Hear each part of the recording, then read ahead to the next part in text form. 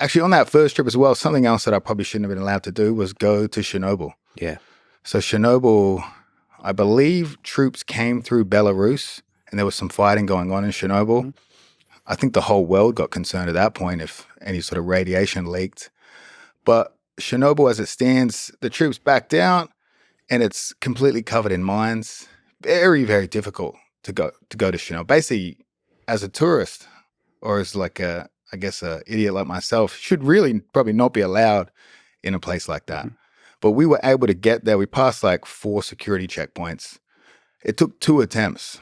First time we tried to go in there was with the Special Forces guy. We cleared 2 security gates. Then they stopped us and basically threatened us with arrest. I rightfully so. Really have no business going to Chernobyl.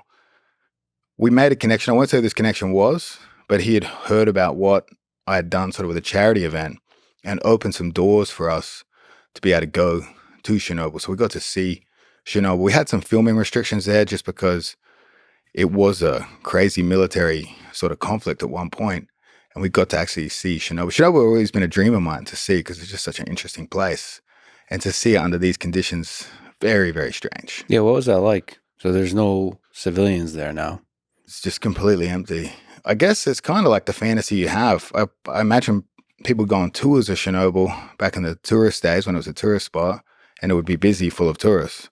We got basically a private tour, so we got to really feel that abandoned sort of vibes. I guess I was interested in it from playing Call of Duty and then Chernobyl series, all the documentaries and stuff, but very, very strange place to go visit. And it is now a minefield, like a lot of parts of Ukraine. That's one of the dark, terrifying aspects of war is how many mines are left. Even when the war ends, for decades after, there's mines everywhere because demining is extremely difficult. And that could continually kill people. I don't think it'll be a tourist spot for a very long time because if you were thinking about areas to demine when the conflict ends, an area where if you accidentally trigger a mine could cause a radiation leak, it's probably going to be very low on the list. So tourism for Chernobyl, who knows how long until that returns. Why do you think you were able to get to Chernobyl? Why don't you think the Ukrainian people, the Ukrainian soldiers don't see you as a threat?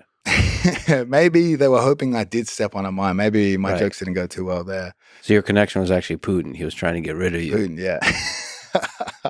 Now, I don't know. I mean, we felt pretty safe when we were there. There was an air alert went off. They were kind of more concerned with me dying just for the PR side of things. It's like Australian tourists. In one of your videos, I actually, heard Ukrainian language. They're talking about we don't want to lose an athlete. That's what they're saying as you're loading the rocket launcher.